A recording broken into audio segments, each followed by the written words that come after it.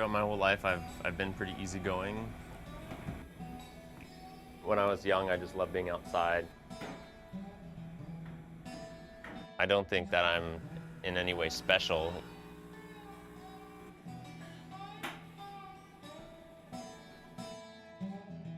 I was studying over in Prague, in the Czech Republic. I'd been there for about 6 months going to school, and I was out partying with buddies. The last thing I recall is the goodbye to the last guy that was going his route home, and I was headed to my place.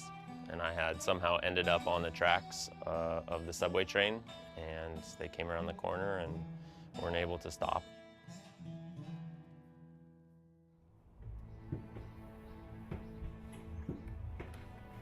Initially, my head was filled with uncertainty. I didn't know what I was going to do. The first time I put one of the test sockets on, the thought was, I can't do this. I can't wear this every day. Wheelchair sports were the last thing I thought that I would get into. I just wasn't interested in it, and I didn't want to go and do the things I used to love so much in such reduced capacity. Just took trying it once. Get me on a set of wheels, and getting outside and being able to go fast really was the draw. It's such a direct and goal-oriented sport. When I'm out there in a long event like the Ironman, it's incredible the range of emotions you feel. The hard part for training is getting out there. Getting changed, getting on the bike, or getting on the wheelchair, or jumping in the pool and starting to go. For me personally, once I'm going, I usually do a lot more.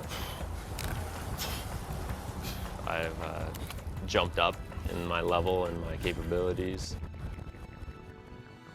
I just try to have fun, try to plan out a few things, think forward, pick goals, and then just get to work and try to make each day a little bit better than the last. I really love the ups and downs of training and the moments that inevitably come during a race where I swear to myself I'm never gonna do this again.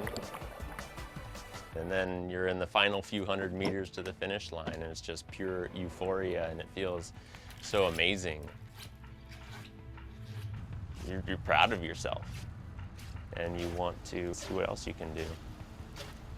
When somebody goes through that level of trauma, you expect there to be some psychological scarring. It's pretty normal that somebody would be pretty shaken up.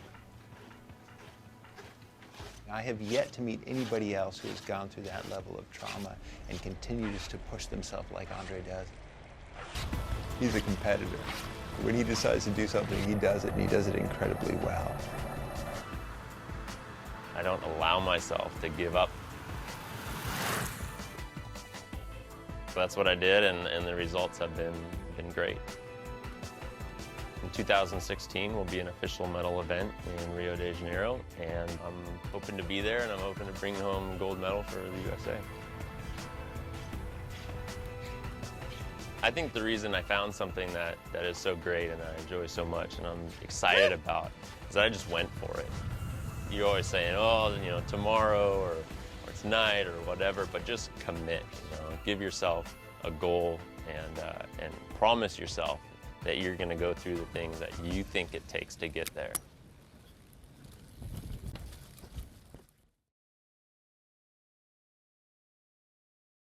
Now to the story of a remarkable athlete determined to prove the doubters wrong, and he's doing it in one of the world's most demanding sports, the triathlon. NBC's Ian Williams has his inspiring story. Climbing amid the crowds on the Great Wall of China is tough at the best of times. But for Bianca Kajlich, it was just the sort of challenge he relishes. Kajlich's a double amputee. His determination on the wall turned him into an instant celebrity. Yeah, very good. Thank you. Excellent. Thank you. You got it? 谢谢. No problem. Bye-bye. Oh, yeah. It's good out there. And not even some of the world's dodgiest driving deterred him from the streets of Beijing as he tuned up his racing wheelchair for the World Championship of the para-triathlon after just 1 year in the sport. It gives you sort of perspective on what you're capable of, really what everybody's capable of. When Kajlich lost his legs in a subway accident 8 years ago, doctors doubted he'd walk again, even with prosthetics. He set out to prove them wrong. Yeah, just no matter what, I was going to do everything that I could do. All right, have a good race, buddy. And entering the grueling world of the triathlon is just his latest challenge.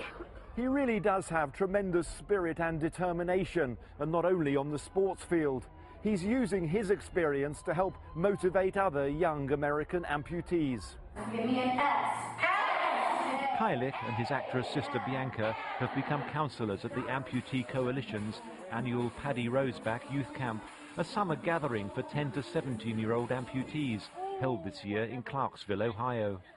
You know, I tried to, get them to look at their goals and focus on those and make up their mind and make the same choice I did, that you're going to get there no matter what, and try to put the other stuff aside. He, in turn, was inspired by them as he prepared to compete in Beijing. It's going to take a special effort from me. On your mark. He faced a 9-strong field in his category. The first part of the race was a half-mile swim that left him in 4th place, followed by a quick change to his handbike, making up a further place over the 12-mile course. Then to his racing wheelchair for the final 3 miles. Look at you! I know, how about that? Dude, I was just like knocking him down. The winner of the silver medal representing the United States of America, Bianca Kajlich. A remarkable performance for a para-triathlon rookie. There's so many things that I'd like to get out and try to do that hopefully, I'll do them, figure out a way. Yeah, very nice. And from the evidence in China, he probably will. You have a good one? Okay. Bye-bye. Thank you. Ian Williams, NBC News, Beijing.